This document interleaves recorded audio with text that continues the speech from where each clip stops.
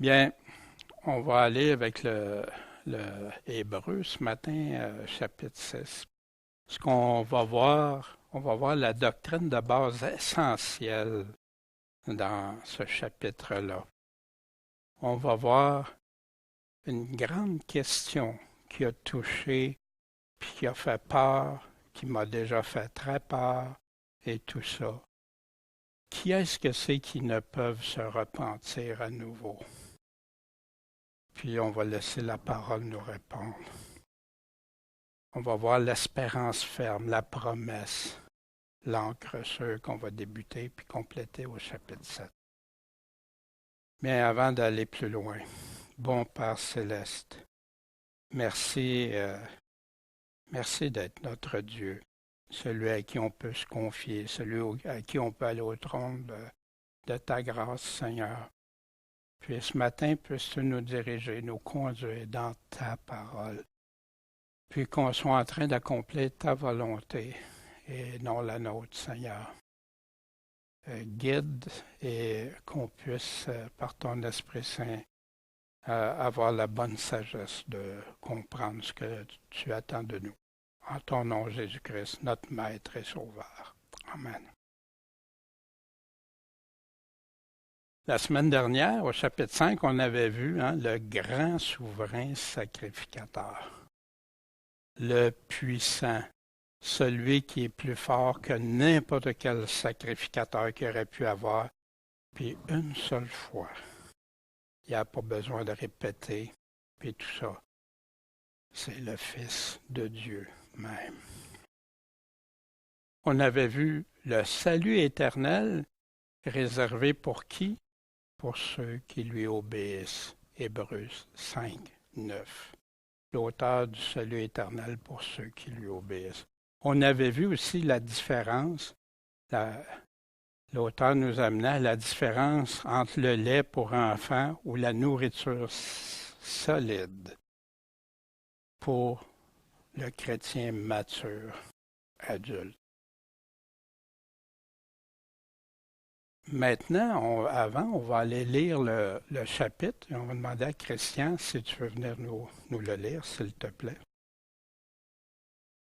C'est pourquoi, laissant les premiers principes de la doctrine de Christ, tendons à la perfection, ne posant pas de nouveau le fondement du renoncement aux œuvres mortes, et donc de la foi en Dieu, de la doctrine des baptêmes, de l'imposition des mains, de la résurrection des morts et du jugement éternel.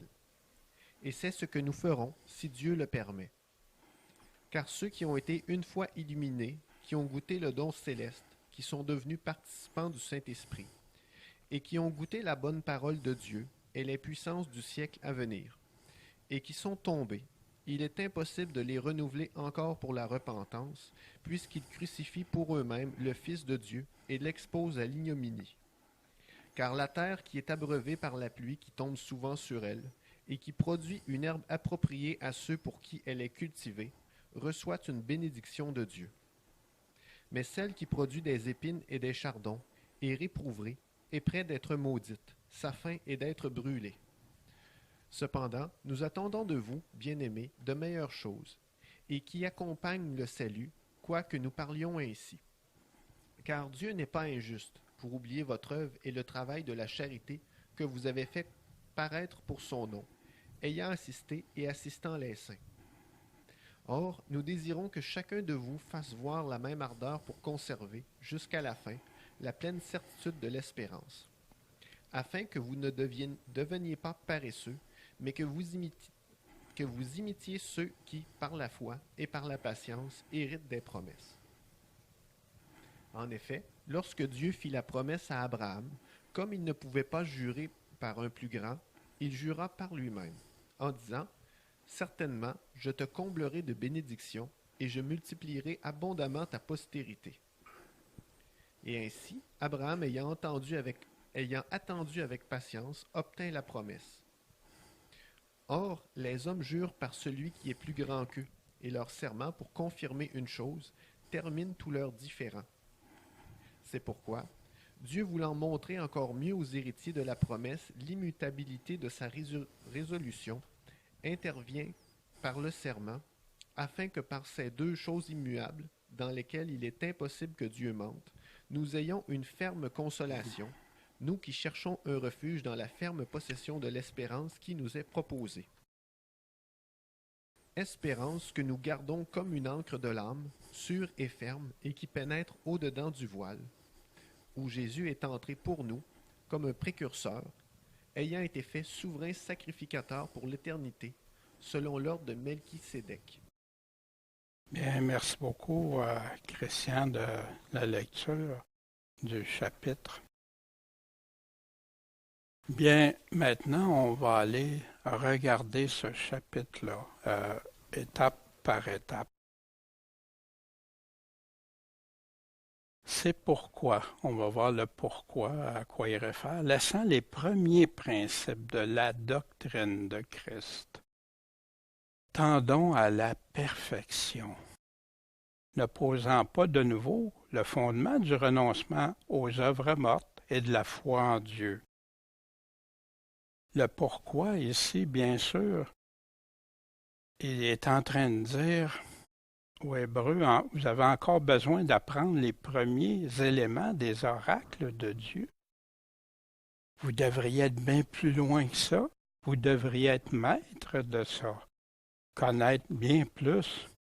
Puis c'est là qu'il parle de la nourriture solide pour distinguer le bien et le mal.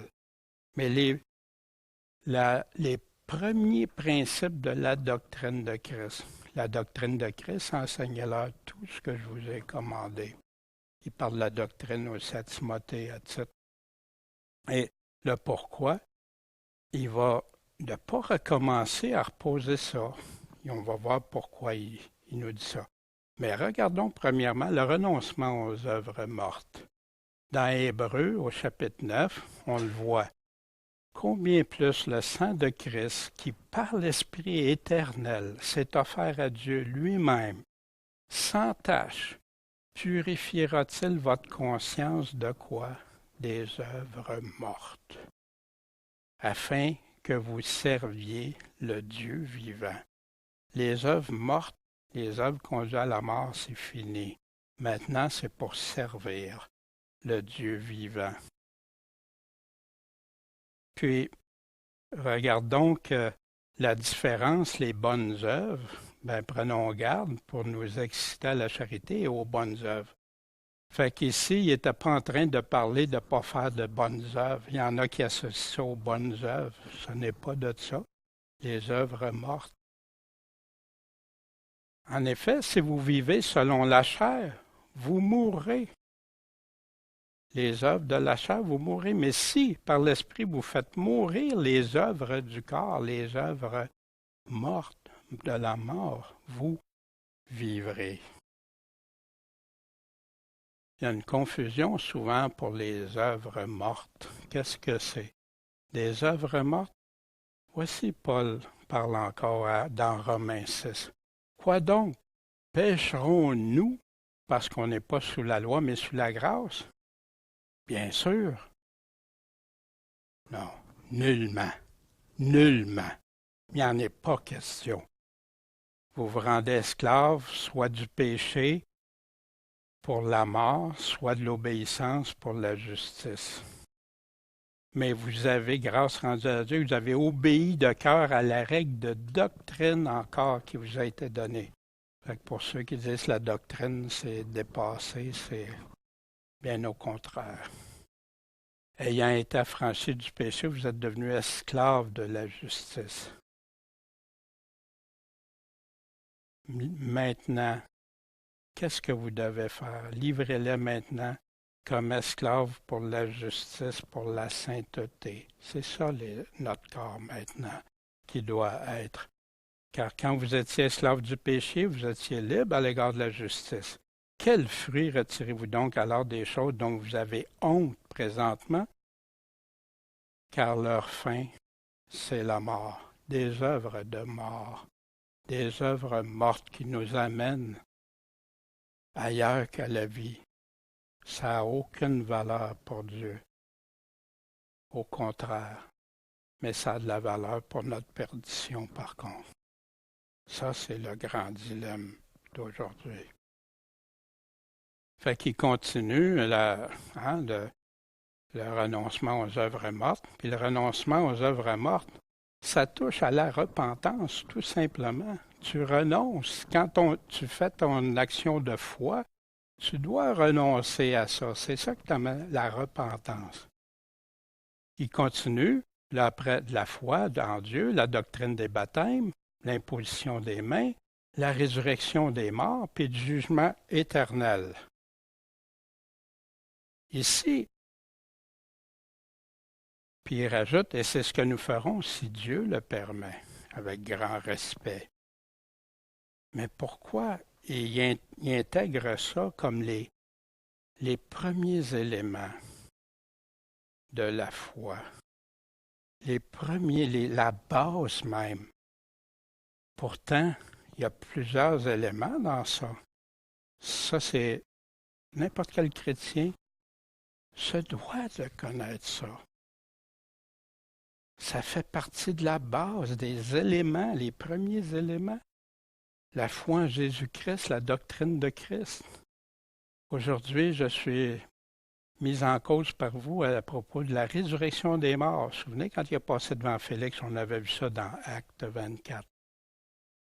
Fait que là, Félix savait mieux à quoi s'en tenir sur ce qui concernait la doctrine. Il ne la connaissait pas toute, mais Paul y avait énoncé qu'il était là à propos de la résurrection des morts.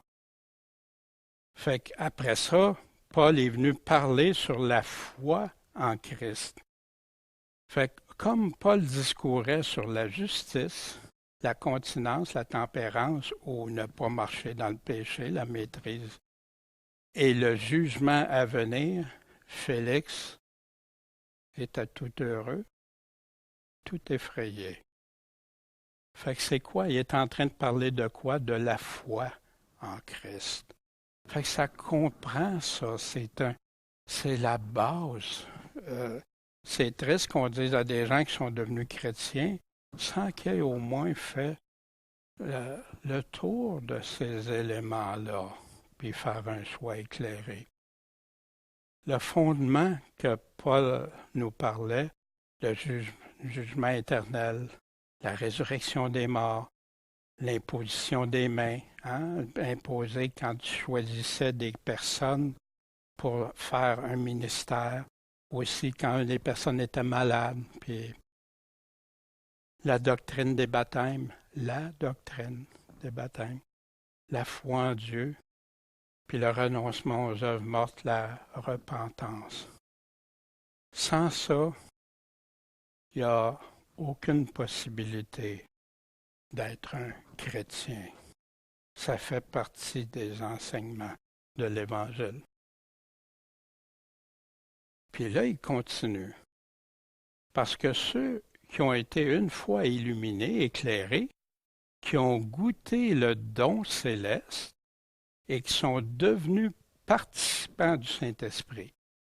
Donc, de quoi il est en train de parler? De personnes qui sont nées de nouveau. Parce que peut être participant du Saint-Esprit sans nouvelle naissance. La nouvelle naissance est un début, puis après ça, pour marcher en nouveauté de vie. Renoncer aux œuvres mortes, se repentir, marcher pour Dieu. Puis qui ont goûté la bonne parole de Dieu et les puissances du siècle à venir. Puis ça, c'est le passage qui fait peur. Et qui sont tombés. C'est impossible de les renouveler encore pour la repentance. Encore à ça, puisqu'ils crucifient pour eux-mêmes le Fils de Dieu et l'exposent à l'ignominie. Soyez patients, on va faire le tour, on va regarder avec ça. Mais ici, ça fait peur. Ça veut-tu dire que ceux qui sont tombés, c'est que je m'en allais en quelque part, j'ai vu de l'argent, j'ai pris de l'argent, exemple, ou j'ai menti, à quelqu'un ou j'ai fait quelque chose de pas correct, je suis tombé, puis c'est impossible de me ramener à la repentance. Non, c'est pas de ça. On va voir le pourquoi. On va aller chercher dans la parole qu'est-ce qu'il nous dit. Puis c'est vrai que quand on chute, on tombe, on peut exposer Jésus à l'ignominie. Ah, c'est lui le chrétien. Regardez les téléévangélistes qui ont des scandales, puis tout. Ça fait des scandales, la parole de Dieu, vraiment. Mais c'est-tu impossible? On va aller voir qui en viennent à repentance. Voici une phrase clé que Jésus a dit. Si vous étiez aveugle, vous n'auriez pas de péché. Mais maintenant, vous dites, nous voyons. C'est à cause de ça que votre péché subsiste. Vous le savez, vous le voyez. Mais ils n'en veulent pas. On va aller voir. Vous vous souvenez qu'on avait vu, au travers plusieurs chapitres, que la lettre aux Hébreux répète, revient avec les mêmes principes et les développe encore plus. On avait vu comment on va échapper si on néglige un si grand salut. De craindre donc d'entrer dans la promesse de son repos qu'on ne paraisse y avoir renoncé. Efforçons-nous de peur que quelqu'un ne tombe dans une semblable rébellion. Quelqu'un a-t-il violé la loi de Moïse, etc. Puis, il dit, de quel plus grand supplice pensez-vous sera jugé celui qui aura foulé aux pieds le Fils de Dieu, le sang de l'alliance par lequel il avait été sanctifié, puis il va outrager l'Esprit Saint. Prenez garde de ne pas mépriser celui qui parle. Nous échapperons encore moins, nous qui nous détournons de celui qui parle des cieux. C'est plein d'avertissements, remplis. Mais ça, Hébreu en met. Juste quelques instants. Quand on regarde un passage parallèle, on a des critères à respecter. Pas automatique parce qu'il y a le même mot, c'est pas automatique parce que c'est le même sujet. Ça prend des mots similaires, des mots clés. Des fois, il peut y avoir des synonymes aussi. Il faut que ça parle d'un sujet similaire, le même sujet. Quand on l'examine, il faut que ça soit en cohésion. Ton texte, il faut que ce soit dans le contexte, mais dans toute la lettre aussi. Ça ne peut pas se contredire. Puis savez-vous pourquoi qu'on peut tout de suite avoir une piste, la même lettre? Qu'est-ce que Paul nous dit? De pouvoir s'approcher avec confiance du trône de sa grâce. Fait que, est-ce qu'il dit que c'est impossible de se repentir? Voyez-vous, ça c'est des sujets qu'on va regarder. En accord avec toute la parole aussi. Non pas seulement la lettre, mais tous les autres lettres. Puis là, à 100%, là on peut être convaincu après ça, à 100% la même signification que la parole, pas des doctrines des hommes. Parce que la doctrine des hommes, un dit une chose, un dit l'autre, mais la parole de Dieu va nous guider, nous répondre à ça. Voici dans Hébreu ce qui est une répétition encore. Approchons-nous avec un cœur sincère, encore s'approcher, dans une pleine certitude de foi, ayant les cœurs purifiés des souillures d'une mauvaise conscience, le corps lavé de nos purs. Retenons sans fléchir la profession de notre espérance, car celui qui a fait la promesse est fidèle. Prenons garde les uns les autres pour nous exciter à la charité aux bonnes œuvres qu'on a lues tantôt. N'abandonnons pas notre assemblée comme quelques-uns ont coutume de faire, mais exhortons-nous les uns les autres. Encourageons-nous, avertissons-nous, et cela d'autant plus que vous voyez approcher le jour. Voici le parallèle avec ce qu'il disait. Car si nous péchons volontairement, après avoir reçu la connaissance de la vérité, Voyez-vous, le mot volontaire, là, c'est un choix, une décision déterminée. C'est pas parce que j'ai glissé que je me suis trompé ou que j'ai offensé Dieu. Si j'ai offensé Dieu, on a un avocat devant le Père. On va lui confesser, on s'en repent. Mais on ne pourra pas se moquer de Dieu. Si mon cœur est dur, méchant, s'éteint, ça c'est une autre histoire. Après avoir reçu la connaissance de la vérité, il ne reste plus de sacrifice pour les péchés, mais une terrible attente du jugement et un feu ardent qui doit dévorer les adversaires. Quelqu'un va-t-il violer la loi de Moïse? On a lu des parties. De quel plus grand supplice, pensez-vous que sera jugé digne celui qui foulera aux pieds le Fils de Dieu, qui tiendra pour profane le sang de l'Alliance? Oui, il a versé son sang, mais c'est pas si grave que ça, même si je vis à ma façon, je fais ma vie, puis tout ça. L'Alliance, c'est le Nouveau Testament, par lequel il avait été sanctifié. Tu peux être sanctifié sans être repenti, sans être converti au Seigneur? Et qui outragera l'Esprit de la grâce. C'est souvent ces gens-là qui disent la grâce de Dieu. Ils veulent tellement la grâce, mais sans obéir au Seigneur. Ça ne le dérange pas de fouler aux pieds ce que Jésus dit. Ça ne dérange pas de fouler le sang précieux de Jésus. Qu'est-ce que ça y a coûté pour me racheter? Ma faute, mes péchés, mes offenses devant Dieu. Ça a coûté le sang le plus précieux que la terre a porté. Lui qui ne méritait pas rien de ça. Car nous connaissons celui qui a dit, « À moi appartient la vengeance. Je rendrai l'appareil, dit le Seigneur. » C'est ça que vous voulez faire? Je vais vous rendre l'appareil. Et ailleurs, le Seigneur jugera son peuple. C'est une chose terrible que de tomber entre les mains du Dieu vivant. Souvenez-vous tantôt le renoncement pour servir le Dieu vivant. Est-ce que c'est un passage parallèle? Moi, j'en ai la pleine conviction avec celui de tantôt, qui nous disait impossible à venir à la repentance, mais toutes les caractéristiques étaient là. Tomber. Allons voir un autre passage que Paul parle d'être tombé. Il est en train de parler d'Israël, le peuple juif, puis les gentils. La lettre aux Romains va jusqu'au chapitre 11, va nous parler de beaucoup de Juifs, la loi, puis ici, il embarque avec les gentils.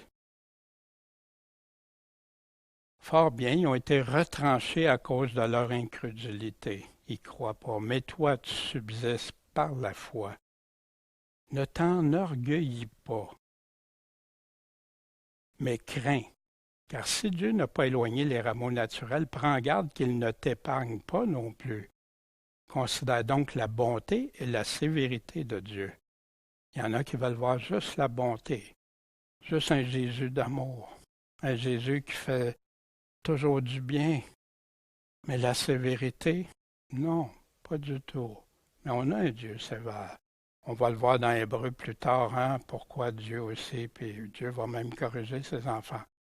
Tant qu'ils veulent se faire corriger. Mais il y en a qui en veulent pas. Sa sévérité à l'égard de qui? De ceux qui sont tombés. Mais sa bonté envers toi, si tu persévères dans cette bonté qu'il t'offre, autrement, toi aussi tu seras retranché. Oh non, ça n'a rien à voir avec le salut. Pardon? Qu'est-ce de quoi il est en train de parler ici? Mais s'ils ne persévèrent pas dans l'incrédulité, ils seront hantés, ramenés dans l'olivier, car Dieu a le pouvoir de les hanter de nouveau. Le Seigneur est rempli d'avertissements pour nous. On ne joue pas avec Dieu. Mais pourquoi j'irais défendre? Ça n'a aucun rapport avec le salut. Tu n'es pas obligé de craindre le Seigneur. Maintenant, l'amour bannit la crainte. Ils vont découper ce verset-là pour lui faire dire n'importe quoi. Oui, l'amour parfait. Parce que l'amour parfait, tu aimes Dieu de tout ton cœur, ton âme, ta pensée, ton prochain par toi-même, comme toi-même. Puis tu vas faire tout selon sa volonté. Puis si jamais tu glisses, tu lui demandes pardon, puis tu te repens. Tu renonces à ces œuvres mortes-là. Pierre nous parlerait-il du même sujet? Il parle de ceux qui ont quitté le droit chemin. Pour quitter un droit chemin, il faut que tu aies été dessus. Tu ne peux pas le quitter si tu n'es pas premièrement dessus. Se sont égarés, des fontaines sans eau, nuages, tourbillons, etc. L'obscurité des ténèbres leur est réservée pour l'éternité. Comment ça arrive à ça? Ils tiennent des discours enflés de vanité. C'est vain. Ajoute rien aux paroles du Seigneur de peur d'être trouvé menteur. Des fables, des doctrines étrangères, des enseignements qui ne viennent pas de Dieu. Ils amorcent par les convoitises de la chair et les impudicités. Tu peux vivre, tu vas toujours vivre, tu vas toujours être pécheur, tu ne seras jamais capable de t'en sortir. Gars, c'est normal que tu pêches. Ils vont justifier le pécheur au lieu de dire débarrasse-toi de ça, nullement, que Paul nous dit. Ils tiennent à ça, puis ils vont dire c'est correct. Il n'y a pas de Jésus n'en tiendra pas rigueur. Si on a péché, allons au trône de la grâce. Confessons-le. La parole nous dit. Des personnes, puis à qui font ça? Des personnes qui s'étaient véritablement éloignées de ceux qui vivent dans l'égarement. Fait qu'ils étaient dans la vérité. Ces personnes-là ont été les chercher, les renseigner, les ramener à vivre contraire à ce que Dieu nous demande, puis ils leur promettent la liberté. Mais t'es sauvé, t'es libre. Jésus est venu nous délivrer du malin puis du péché, la puissance du péché. Comment ça se fait que je vis toujours dans le péché si c'est parce qu'il ne m'a pas délivré? Mais ça ne veut pas dire que je n'ai pas de risque de tomber. C'est pour ça qu'il nous avertit si clairement, souvent. Puis eux-mêmes sont esclaves de la corruption, parce qu'on devient esclave de celui par lequel on est vaincu. Puis on va voir l'importance. Voici ce que Pierre nous dit, comme on a vu dans Hébreu tantôt. En effet, si après avoir fui les souillures du monde, comment? Par la connaissance du Seigneur et Sauveur Jésus-Christ. Comment je peux le connaître? Et s'y engage de nouveau, puis voici la différence. Ils sont vaincus. Il y en a qui vont avoir fui, ils vont retourner dans ça, mais ils vont s'en sortir, ils ne seront pas vaincus, parce qu'ils vont s'être repentis devant Dieu. On va voir l'enseignement que Jésus nous laisse à ce sujet-là, ça ne sera pas long. S'ils sont vaincus, leur dernière condition devient pire que la première, pire qu'avant que tu sois sauvé. Car il eût valu mieux ne pas connaître que de se détourner après l'avoir connu. Encore là, te détourner, c'est juste quand tu peux l'avoir, du saint commandement qui leur avait été donné. Il est arrivé selon ce proverbe vrai, le chien est retourné dans ce qu'il avait vomi, et la truie, après avoir été lavée, s'est vautrée dans le bourbier, qui vient du proverbe, d'un proverbe de la Bible. 26. Wow, qu'est-ce que ça veut dire? Bravo. Impossible, là, quand tu es vaincu. Moi, un jour, je me suis éloigné du Seigneur. Ces passages-là dans Hébreu me faisaient trembler. Puis j'ai dit, Seigneur, Je me suis détourné de toi. J'étais en petites miettes. Puis j'ai dit, mon Dieu, je lis ces passages-là, ça me, ça me désole au plus profond de mon âme. Puis, mais Seigneur, c'est toi qui es Dieu. Si c'est vraiment ça, mais regarde, Seigneur, je veux t'aimer puis te servir tout le reste de mes jours. Même si à la fin, tu me rejettes puis tout ça, c'est toi qui me donne l'air, c'est toi qui me fais vivre. Je t'ai offensé, Seigneur, tu me dois rien, je te dois tout. Fait que ta volonté se fasse. Puis j'ai été tourmenté plusieurs mois avec ça. Je vais vous venir continuer la suite. Paul nous avertit. Soyez tous mes imitateurs, frères, marchez de la même règle. Puis regardez ceux qui se conduisent souvent suivant le modèle que vous avez en nous, aux apôtres. Car plusieurs, je vous l'ai dit souvent, et maintenant je vous le redis en pleurant, se conduisent en ennemis de la croix de Christ. Leur fin sera la perdition. Leur Dieu, c'est leur ventre. Leur gloire, c'est dans leur infamie. Les affections sont aux choses de la terre. Ce qui les passionne, là, c'est ce qu'il y a sur la terre, puis le vie sur la terre, puis tout ça. Pour nous, nous sommes citoyens des cieux, d'où nous attendons aussi le Sauveur, le Seigneur, Jésus-Christ. Toute une différence, hein? Parce que le pèlerin chrétien ici, il sait qu'il va nous arracher. Il sait que ce ne sera pas agréable. Puis même, il nous dit, si on aime notre vie ici, parce que ça devient inimitié contre Dieu, parce que si on aime trop le monde, il y a un problème. On n'a pas compris l'évangile du Seigneur. Paul nous avertit, toutes les séductions de l'iniquité parmi ceux qui se perdent. Pourquoi qu'ils se perdent? Parce qu'ils ne reçoivent pas cet amour de la vérité. Ils n'en veulent pas pour être sauvés. C'est pourquoi Dieu leur enverra. C'est ce que vous voulez? Dieu leur enverra un esprit efficace d'égarement pour qu'ils croient au mensonge. Dans quel but? Afin que tous ceux qui n'ont pas cru à la vérité, c'est eux qui croient, qui décident ça, là. C'est eux qui ferment la porte, mais qui ont pris plaisir plutôt dans l'injustice. Ils ne veulent pas venir à la lumière, ils préfèrent continuer de marcher dans les ténèbres. C'est pourquoi, frères, demeurez fermes et retenez quoi les enseignements que nous vous avons donnés, soit de vive voix, soit par notre lettre. Restez attachés à la parole de Dieu. Restez attachés à l'enseignement des apôtres. Jésus nous en a parlé, on se souvient, Éric nous avait parlé, hein, la parabole des quatre terrains et la semence dans les 4 terrains. Bien, il y en a qui la reçoivent avec joie. Ils croient, mais seulement pour un temps.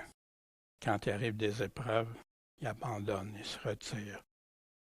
Il y en a qui entendent, mais ils la laissent étouffer par les inquiétudes de richesse, volupté de cette vie, puis ils ne portent pas de fruits. Des fruits qui viennent à maturité, ça vaut rien que le Seigneur nous dit. Puis celui qui porte des fruits, il les montre, mais s'il ne porte pas de fruits, il reste. Mais celui qui a entendu la parole avec un cœur honnête et bon, la retienne la parole, la mette en pratique, porte du fruit avec persévérance. Jésus nous a tout averti. C'est la première parabole. Puis quand les disciples ont demandé, explique-nous. Jésus a dit, quoi, vous ne comprenez pas la première parabole? J'ai dit, comment vous allez comprendre les autres? Elle est déterminante, cette parabole-là. Mais impossible pour qui? Voici le passage, moi, qui m'a été comme un baume, mais que j'ai lutté. Je le lisais, puis J'avais de la misère à le croire parce que je relisais Hébreu et tout ça. Le fils, l'enfant prodigue, après il était avec son père, il est parti, il est revenu. Mais voici, quand il a réalisé la déchéance dans laquelle il était, je me lèverai, je m'en irai vers mon père, je lui dirai, mon père, j'ai péché contre le ciel et contre toi. Je ne suis plus digne d'être appelé ton fils. Traite-moi comme un de tes mercenaires. Donc, il est parti, il a été vers son père. Puis comme il était encore loin, son père le vit et fut touché de compassion, puis a couru à lui. C'est comme je me suis senti quand je suis revenu au Seigneur. Seigneur, je ne mérite rien, j'ai rien, je suis indigne. Son père se jeta à son cou et l'embrassa. Son fils lui dit, mon père, j'ai péché contre le ciel et contre toi, je suis plus digne d'être appelé ton fils. Puis là, le père a dit à ses serviteurs, amenez la plus belle robe, mettez-lui un anneau au doigt, des souliers aux pieds, amenez le veau gras, tuez-le, mangeons, réjouissons-nous, parce que mon fils que voici était mort.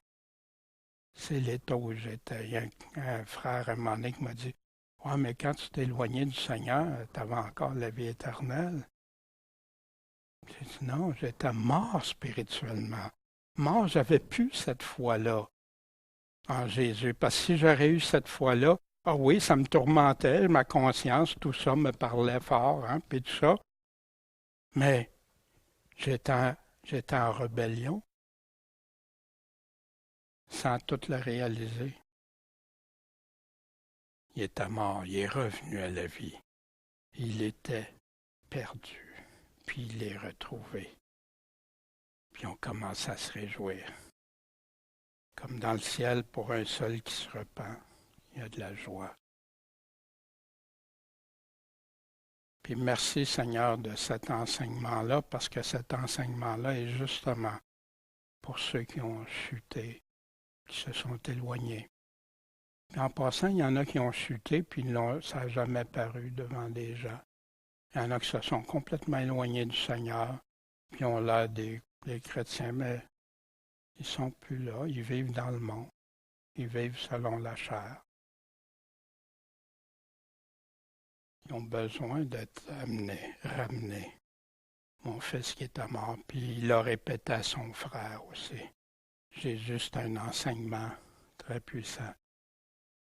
Impossible. Une autre phrase. Je me souvenais avec le jeune homme riche qui ne voulait pas laisser ses biens. Qui donc peut être sauvé? Les apôtres se demandaient. Jésus les regarde et leur dit, quant aux hommes, cela est impossible. En passant, pour moi, que le Seigneur m'a repris, c'est impossible. Il n'y a aucun homme qui aurait pu me... Non, impossible. Mais quant à Dieu, toutes choses sont possibles. C'est rattaché directement au salut d'une âme ici. La clé, c'est que la parole ne se contredit jamais. La parole se complète. Si j'ai été vaincu, puis j'en connais malheureusement, qui ont chuté comme moi, puis qui ne sont plus jamais revenus au Seigneur, puis n'essayent même pas de leur parler du Seigneur. C'est fini. Moi, sa grâce, j'en ai été, Seigneur, ta grâce est immense envers moi, ta miséricorde est immense. Puis c'est pour ça que des fois, il y en a qui étaient zélés pour la parole, les choses de Dieu. Oui, parce que je rachète le temps. J'en veux plus de ce temps-là. J'en veux plus dans ma vie. Je veux le servir, l'aimer jusqu'à la fin de mes jours. Puis c'est ça le cœur qu'on doit tous avoir, puis que vous avez aussi, parce que je le vois en vous. Puis selon vos commentaires, selon vos cheminements à chacun. Puis je dis pas ça pour flatter, je vois ces choses-là, je vois des combats, je vois des victoires. Vous n'êtes pas vaincus par, mais vous êtes en train de devenir des vainqueurs. Puis c'est ça qu'il faut qu'on soit, tout le monde. C'est impossible de se repentir pour ceux qui se détournent volontairement de Dieu par un choix éclairé, définitif, déterminé, en méprisant et en rejetant la patience de Dieu à se repentir en endurcissant leur cœur. Puis je vais vous le démontrer par les paroles de Paul, ça. Pour moi, aujourd'hui, bien, il y a plusieurs chrétiens qui ont chuté un moment donné puis qui n'osent plus revenir au Seigneur parce qu'il y en a qui leur ont enseigné que c'est impossible après. Mais ça ira à l'encontre de tout ce que le Seigneur nous enseigne sur la repentance si ça sera comme ça. Demeurons en lui. Puis si on se détourne, on s'égare, revenons à lui. Puis de toute façon, ceux qui ont fait ce choix-là, qui est impossible de se repentir, ils n'ont même pas le goût. Ils n'en veulent même pas. C'est fini. On ne se moque pas de Dieu. Voici, rejeter la patience de Dieu, se repentir en endurcissant. Voici ce que Paul disait aux Romains. Vous vous souvenez, on a vu dans les séries Juge pas, on l'avait vu ce passage-là. Ô penses-tu, homme, qui juge, qui commet de telles choses, et qui les commet, que tu échapperas au jugement de Dieu? Souvenez de la liste des choses abominables qu'il décrivait. Ou méprises-tu sa bonté, les richesses de sa bonté? Méprises-tu sa patience? Méprises-tu son long support envers toi, de tolérer, de vouloir t'aider malgré tout, ne reconnaissant pas que la bonté de Dieu te convie à la repentance? Mais toi, ton endurcissement, ton choix à toi, et ton cœur impénitent, tu ne veux pas te repentir, tu ne veux pas te tourner, ouvrir ton cœur à Dieu, puis c'est vrai, Dieu, je t'ai offensé, puis je veux me départir de ça. Tu t'amasses un trésor de colère pour le jour de la colère, de la manifestation du juste jugement de Dieu, qui va rendre à chacun selon ses œuvres. C'est rempli dans la Bible qui va nous juger tout le monde selon ses œuvres. Savoir la vie éternelle à ceux qui, persévérant dans les bonnes œuvres, cherchent la gloire, l'honneur et l'immortalité, la vie éternelle. Mais l'indignation et la colère aux contentieux, ceux qui sont rebelles à la vérité, puis qui obéissent à l'injustice. Voyez-vous la différence? Ils ferment leur cœur. Ils l'endurcissent. Ils ne veulent pas. Maintenant, à quel moment que ça devient impossible, ça regarde Dieu. Ça, Dieu le sait. Dieu connaît les cœurs. Puis voici, il continue. Car la terre qui est abreuvée par la pluie, qui tombe souvent sur elle, puis qui produit une herbe appropriée à ceux pour qui elle est cultivée, reçoit une bénédiction de Dieu. Hein, tous ceux qui font pousser des choses, puis même ceux qui n'en font pas pousser, ils en profitent, puis ils mangent avec ça, puis tout ça. Mais celle qui produit des épines et des chardons est réprouvée.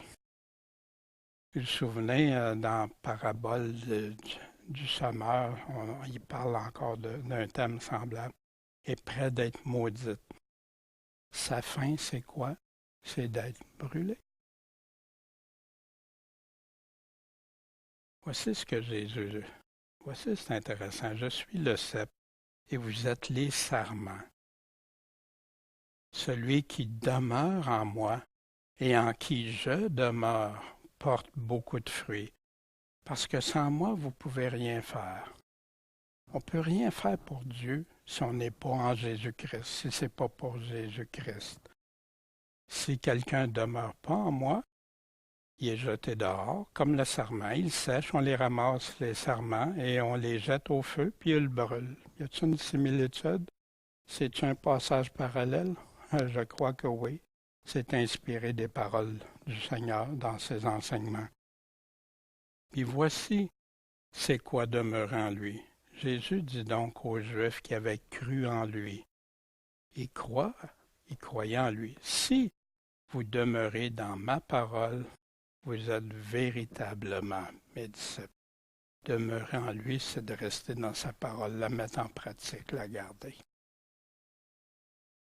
Cependant, là, il venait de décrire ceux qui il n'y a plus de repentance, ils ont endurci leur cœur, ils s'en vont dans des voies tortueuses et tout ça. Mais, cependant, de vous autres, les Hébreux, on attend, bien-aimés, des meilleures choses. C'est pas ça qu'on veut pour vous autres. On s'attend à ça, des meilleures choses qui conduisent au salut. Quoi qu'on parle ainsi. L'apôtre m'en garde tout au long, puis son amour ressort pour avertir. Mais pour vous autres, c'est pas ça qu'on veut pas ça. C'est pas ça qu'on s'en attend. Car Dieu n'est pas injuste pour oublier votre œuvre et le travail de la charité que vous avez fait paraître pour son nom, ayant assisté puis assistant les saints. Hein, un peu comme dans Matthieu 25, quand Jésus parle, quand est-ce qu'on t'a vu avoir faim, nu, puis tout ça, ben, il met en pratique la parole du Seigneur. Ah, ce qu'on désire pour chacun de vous, de faire voir la même ardeur pour conserver jusqu'à la fin la pleine certitude de l'espérance. C'est la foi. Afin que vous ne deveniez pas paresseux ou tièdes, mais que vous imitiez ceux qui, par la foi et par la patience, héritent des promesses. Pour hériter les promesses, enlève la patience, puis la foi. Tu peux-tu avoir les promesses? Ben non. Jésus a répété si souvent à ceux qui vont persévérer jusqu'à la fin. La foi, ça fait partie, ça inclut des choses qui conduisent au salut, ou qui guident, ou qui accompagnent dans certaines versions. Voici donc ce que je dis, ce que j'atteste de qui? La part du Seigneur. Ne vous conduisez plus comme le reste des gentils qui suivent leur esprit, qui amène de la vanité. C'est vain, ça ne vaut rien devant Dieu. Conduisez-vous seulement d'une manière digne de l'Évangile de Christ, afin que soit que je vienne vous voir, soit absent, j'entende dire de vous que vous persistez dans un même esprit. Dans quel est cet esprit-là, ce même esprit, à combattre avec une même âme pour la foi de l'Évangile, sans vous laisser effrayer en rien des adversaires. Paul disait ça aux Philippiens, qui étaient persécutés, qui vivaient des tribulations énormes. Conduisez-vous d'une manière digne de l'Évangile. Aux Colossiens, conduisez-vous avec sagesse envers ceux du dehors, en rachetant le temps. Les choses qui conduisent au salut. Et si vous invoquez, comme votre Père, celui qui, sans faire exception de personne, juge selon l'œuvre de chacun. Fait qu'il y en a qui disent, comme chrétiens, ben Dieu fait exception de personne pour moi. Il m'aime, il va fermer les yeux sur ça, il va faire... Puis, oh non, c'est pas pour les chrétiens, ça c'est juste pour les non-sauvés que ça parle. Mais c'est pas ça que la Bible nous dit. Conduisez-vous avec crainte durant le temps de votre habitation passagère ici-bas. Pierre, celui à qui Jésus avait confié des responsabilités. Ainsi, mes bien-aimés, comme vous avez toujours obéi aux Philippiens encore, ils n'ont pas laissé tomber, non seulement comme à ma présence, mais plus encore maintenant à mon absence, travaillez à votre salut avec crainte et tremblement. Fait que beaucoup ont toutes sortes d'explications pour ça, pour dire que ça ne veut pas dire ça. Mais pour moi, je préfère croire la parole de Dieu. Je préfère dire, mais Seigneur, oui, je suis sauvé en espérance. Je sais que j'ai la pleine assurance que tu vas me sauver parce que je te suis, j'écoute ta voix, puis que je veux persévérer jusqu'à la fin.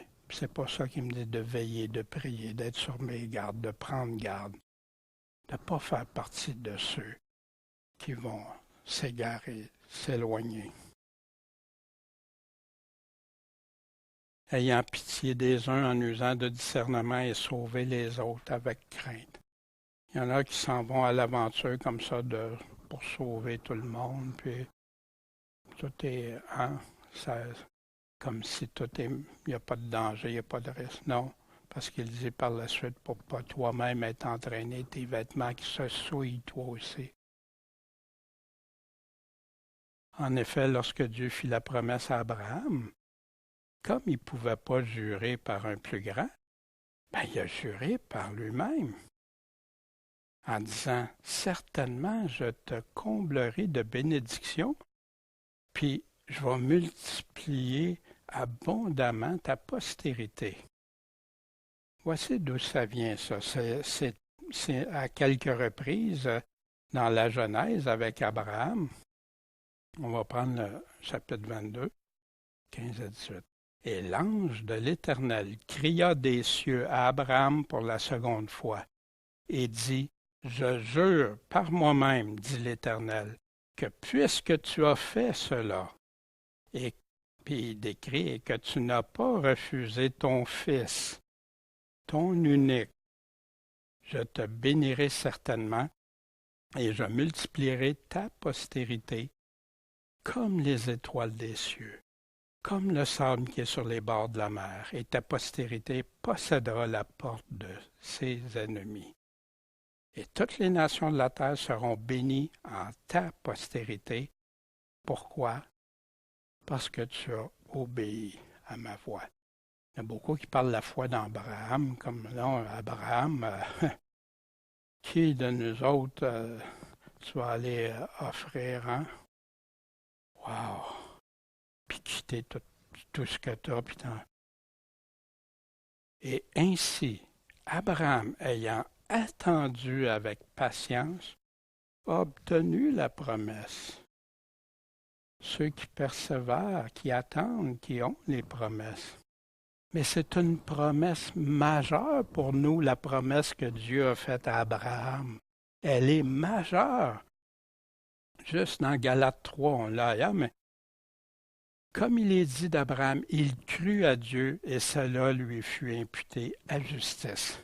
Mais c'est quoi qu'il a fait pour croire? Voyez-vous, tu ne peux pas dissocier son obéissance. Puis, sachez donc que ceux qui ont la foi sont les enfants d'Abraham. Avons-nous la foi? Ainsi, l'Écriture, prévoyant que Dieu justifierait les gentils par la foi, a évangélisé par avance à Abraham. C'est intéressant le mot évangéliser en lui disant « Toutes les nations seront bénies en toi ». C'est pourquoi ceux qui croient sont bénis avec Abraham qui a cru. Pour nous aussi, afin que la bénédiction d'Abraham se répandît sur les gentils. Comment? Par Jésus-Christ. Et que nous recevions par la foi l'Esprit qui avait été promis. Les promesses ont été faites à Abraham et à sa postérité. Puis il n'est pas dit à ses postérités comme s'il s'agissait de plusieurs, mais comme d'une seule. Puis Jésus ramène ça à un seul troupeau aussi. Et à ta postérité, puis qui est cette postérité? Christ. Car si l'héritage vient de la loi, ce n'est plus par la promesse. Or, Dieu l'a donné gratuitement à Abraham par la promesse. Oui, il l'a donné gratuitement, mais qu'est-ce que ça a coûté à Abraham en fait de choix, de décision pour Dieu? Mais ça n'y a pas coûté un sou. Il n'a jamais pu acheter comme ça. Et si vous êtes de Christ, vous êtes donc la postérité d'Abraham et les héritiers selon la promesse. Mon Dieu, merci de ta promesse à Abraham. Merci qu'Abraham t'a suivi, t'a obéi, a été prêt à tout pour toi. Il t'a choisi avant tout. Avez-vous hâte de le rencontrer Abraham? Hey Abraham, merci, merci.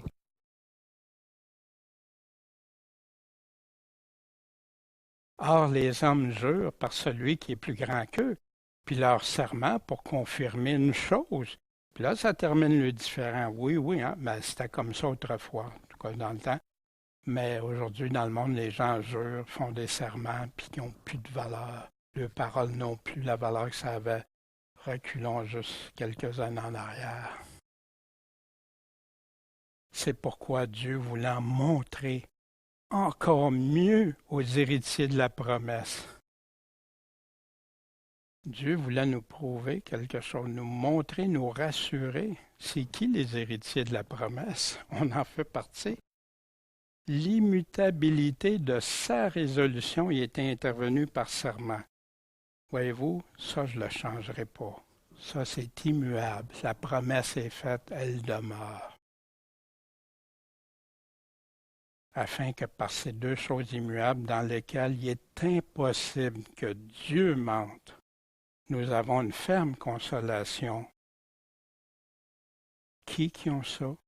Nous qui cherchons un refuge dans la ferme possession de l'espérance qui nous est proposée.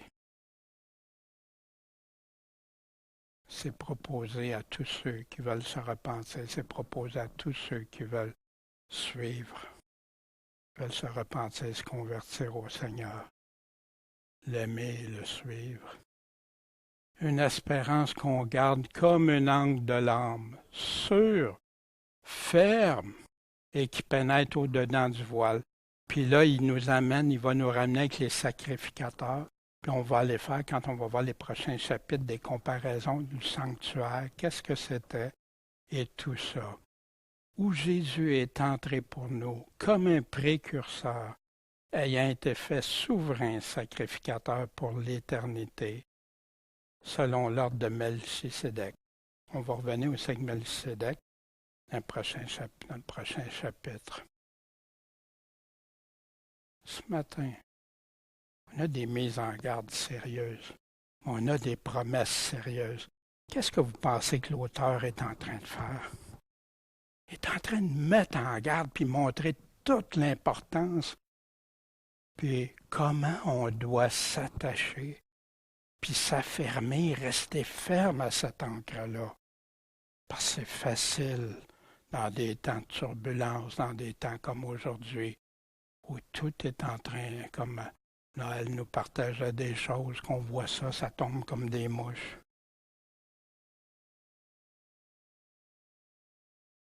Quelques réflexions. Ce fondement de la foi minimum pour le salut. Puis la base qu'il disait aux Hébreux.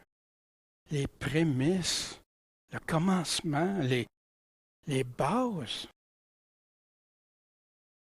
La foi en Dieu, sans la foi impossible de lui plaire. La repentance, sans repentance, on va mourir dans nos péchés. Impossible d'aller au trône de la grâce sans repentance. Renoncement au péché, le baptême, résurrection des morts, le jugement dernier. Les premiers éléments de l'Évangile. Pourquoi qu'on n'entend pas parler tant que ça? Ou quand les gens parlent, c'est juste un filet. Wow, c'est majeur. Les gens seraient beaucoup plus convaincus de la gravité d'offenser Dieu, l'importance que ça revêt pour avoir, puis qui a les paroles de la vie éternelle, les vrais, pas les découper, pas juste les parties qui font l'affaire. Félix était terrorisé en entendant ces choses-là. Le monde d'aujourd'hui n'est plus terrorisé quand ils entendent l'Évangile. Oh non, Dieu t'aime, Dieu veut. Oui, Dieu nous aime, mais c'est un Dieu de bonté et de sévérité aussi. Puis la colère de Dieu demeure sur ceux qui ne se repentent pas, qui désobéissent, qui ne croient pas. Mets-tu en pratique les choses qui conduisent au salut ou qui accompagnent ton salut? C'est majeur. L'auteur nous met ça en lumière d'une façon des plus éloquentes, je crois. Puis je crois que, comme moi, ça m'a fait du bien parce que ça m'a fait assez peur quand j'ai lu ça. Puis aujourd'hui, là, wow! Wow! Vous savez, des fois, il y en a qui disent, ah, il ne faut pas penser à ces choses. Non, Dieu me les a pardonnés. Mais moi, toutes les fois que je repense à ces temps-là, Dieu, je ne veux plus jamais, jamais la honte. J'en veux plus. Ça me rappelle. Puis qu'est-ce que la grâce de Dieu a coûté. Puis là, retourner dans ça, wow! Là, ça pourrait devenir impossible. Ouais. Mais plus jamais. Plus jamais. Fait que nos péchés, des fois, sont là. Oui, Dieu a oublié. Mais mes péchés, c'est avec ça, en sachant que j'ai fait que je ne veux plus jamais me laisser attraper ou me laisser tomber à ça. Attends-tu avec patience pour obtenir la promesse de cette espérance? Cette vie pour l'éternité avec Dieu?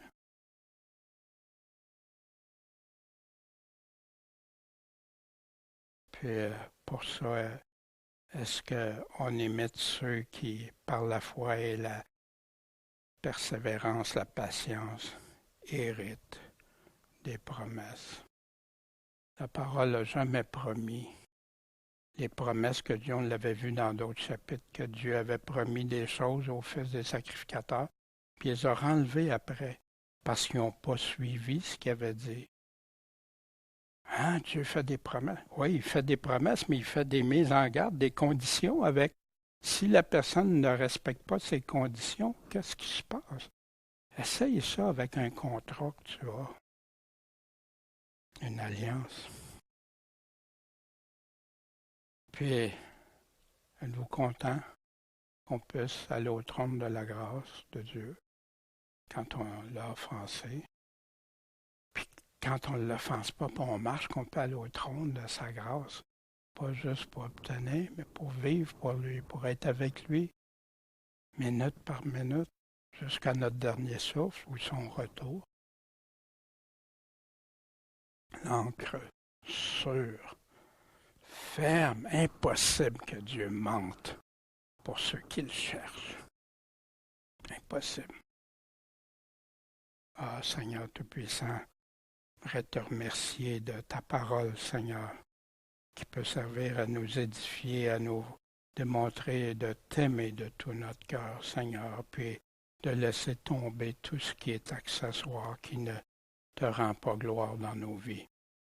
On est de passage ici, des pèlerins, Seigneur. Aide-nous à garder les yeux vers toi, pour toi, avec toi, puis en toi, loin de l'erreur et du péché, s'il te plaît, Seigneur. Amen. À la fin, je laisse toujours ceux qui vont regarder sur Internet d'autres passages, d'autres choses qu'on n'a pas le temps de regarder, mais qui peut appuyer ces choses-là, si vous avez des doutes ou quoi que ce soit. Merci de votre attention.